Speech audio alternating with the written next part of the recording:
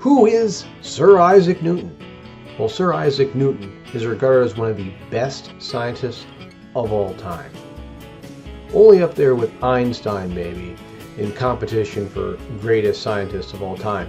But Sir Isaac Newton is one of the most famous scientists. So famous, he has 3 laws named after him. The first, second, and third law of motion, and even a 4th law, the law of gravitation, he came up with as well. Lots of discoveries by Sir Isaac Newton, British guy, alive in the 1600s, dead now. But let's talk about some of his laws of motion. So the first law has to do with inertia. And anything that has mass has inertia. In fact, the more mass something has, the more inertia it has. So something with 50 kilograms has more inertia than something with 5. More inertia means it's already going to have more mass. So more mass, more inertia.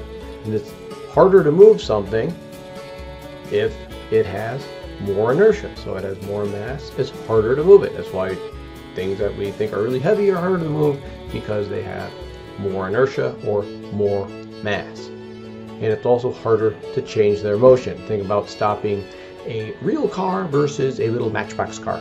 Okay, a lot harder to stop the one with more inertia, meaning the one that is really, really massive and the real car.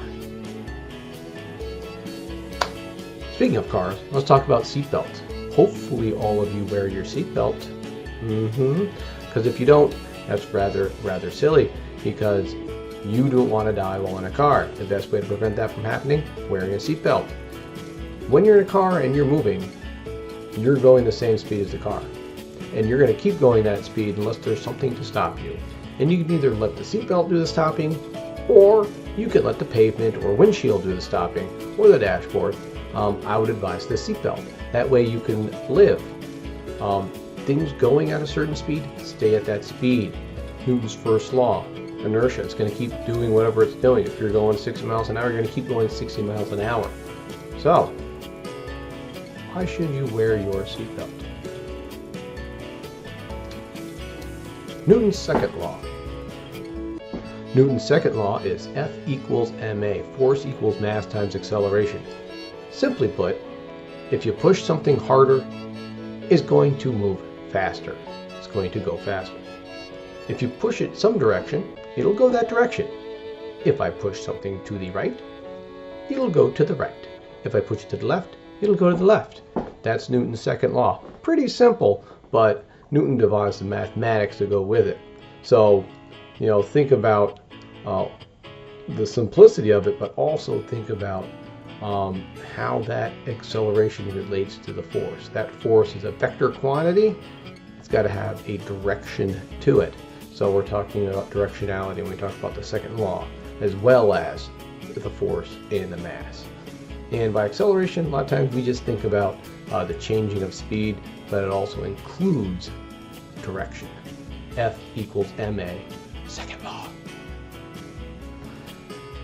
So let's calculate some force using the second law. Pretty simple. We just substitute some values in. But if you're good at that, it's good for you. If you're not, you're going to need some practice. Force equals mass times acceleration here. We end up having force equals the 5 kilograms times 50 equals 250 newtons. Notice the N, that is the unit we use for force. Remember that. The third law. Third one. Right? Almost done. The third law. For every action, there is an equal and opposite reaction. If you push something, it's going to push back. Okay? You push it, push back. And that pushback is equal. So if you push on a wall, right, that wall is going to push back with an equal amount of force if it doesn't move. If something moves, there's still going to be an equal but opposite force. But we consider also the balanced and unbalanced forces. Newton's first and second law pertain to the effect on one object. Right, we're talking about one thing. That force pushing one thing, whereas Newton's third law, we're talking about forces in pairs, right, operating on two different things usually. So those action and reaction forces work on different objects. So some examples, these are popular examples, right? Baseball, getting hit by a baseball bat. Not only does the baseball bat hit the ball also hits the bat, right? This is felt as that recoil that you can get. So next example, car driving. The wheels push the asphalt, the road pushes back on the wheel. That's when they able to move forward, right? If they didn't push back, they wouldn't be able to go anywhere. You think about it, you push on something, right? A lot of times you want it to move, and that's what's happening. Action, reaction forces, and a rocket. Okay, the exhaust, the propellant going out the back, then makes the rocket go in the opposite direction, going forward. So this way, action force, reaction force, other way.